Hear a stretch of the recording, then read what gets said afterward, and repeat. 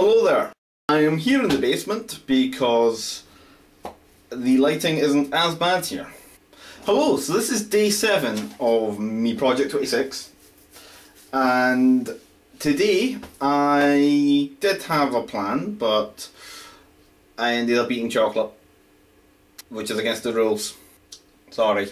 If I operated a punishment system, or people actually watched this and made punishment, some comments and stuff, then yeah, I would just say comment below about punishment ideas or something I should do to make up for it, but nah. So today, I should explain. I want to be a writer, but I really lack the ability to sit down.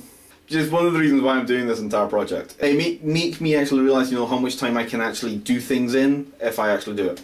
So, I'm going to read to you something I have written with words.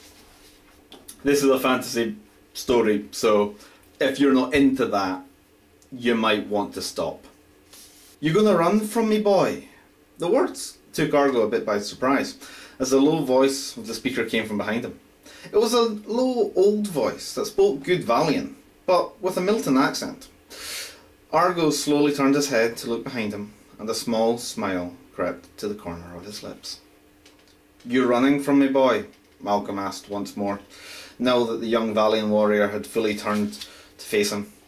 Now Mal could get a good look at him. He still wasn't clothed in the finest of armours, just chain shirt hastily fitted and a tough leather coat with small metal plates and scales. Light armour, suited for the acrobatic nature of the Valian fighting style.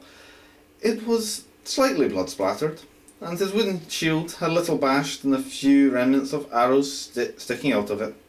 Though Malcolm thought that himself he wouldn't look all that splendid after his battle hard fought. "What else would you suggest?" the young warrior asked, a slight smile on his face. "You could stand and fight me." Malcolm said it in a cheery voice that felt out of place in the current situation. The boldness of his statement also had an effect. The young warrior's face turned to one of shock. His eyes darted around the small courtyard once used for silent meditation. Malcolm could tell he was looking for an exit, a way to retreat. Then his eyes settled, returned a fixed gaze on Malcolm. His grip on his sword tightened. "That'd be foolish," the young man finally spoke. "You'd kill me. You're Malcolm Bain." He took a step back as he said it. Malcolm stood straight, standing to his full imposing height. The boy was 4 or 5 paces and a lunge away from him, but he had seen how quickly he truly was tonight, and right now he could tell that the boy was operating on pure Valian survival instinct. What about that old Valian saying? One can only find the truth of oneself in the battle for life. He used the same tone of voice as he did when he was addressing an equal of battle, the one he used to talk to royalty. The warrior let out a small chuckle. "You can't win a fight if you're dead," old Valian saying. He raised his shield, ready to still defend himself. "And besides, I know myself."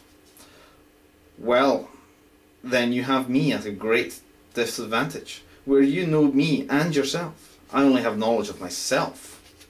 "You want to know me? Why?" Malcolm smiled. "You're a good warrior, brave, smart, not foolish or headstrong, a good opponent. It's for nothing more than your appreciation." Malcolm raised his hand to his chest and placed it on his armour just under some of the markings there. "When you die, I will have your name placed here as remembrance." "You mean once you've killed me?" "Well, yes." "Oh." The young warrior took another step back, slightly crouching, making himself seem smaller. "Hate to tell you, you won't have the chance." "What's this? Sudden confidence?" Malcolm chuckled. "So, you think you can take me? You came close on the plains." "We both know how that would have ended," the young warrior retorted in a low, dry voice. "And no, I don't think that." A sudden roar from an explosion filled the air and the temple shook. If both knew the heat of battle was getting closer, neither let it show on their face.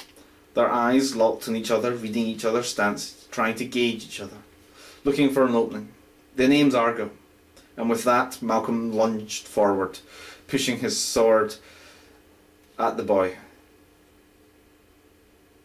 The boy countered with an impressive leap back, clearing a pure 3 feet high and right onto the wall behind, his feet connecting with the stonework, then pushing off hard, sending the boy up and forward, soaring over Malcolm's head, the shield always facing Malcolm as he swung his sword up at the boy, missing connection with the shield by a merest of margins. The boy hit the ground in a forward roll that quickly put him back on his feet. As Malcolm spun round to face the boy, all he caught was the fleeting glimpse of him disappearing out the archway of the courtyard. And I'm sorry, that's all you get, and I read that horribly, and you never know. Well, enjoy. I'll see you tomorrow.